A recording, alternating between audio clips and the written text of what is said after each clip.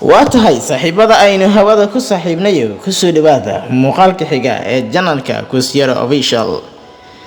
waxaan geli doonaa qaybtii ahayd shabakada lugta la galay. sidaas ayaan aniguna isu soo tuuray wadada cadaabka iyo geerida ee saxaraha Liibiya. shabakada maafiyada tahriibtu waa Soomaali iyo Suudaan iyo Liibiyan isku xiran.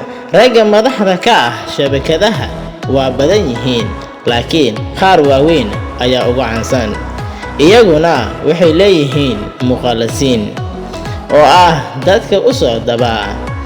waxaa ku jira Soomaali xabaaladaha meelahaas laga ganacsado jooga oo lacagaha u qabta maafiyada tahriibka, kuwaas oo macaamilkoodu kala duwan yahay. qaar aad moodayso inaanay insaanba ahayn, wuxuushtana ka daran yihiin naxariis darada, cadaabta iyo cadaadiska ay ku hayaan dadka la kala gadanayo.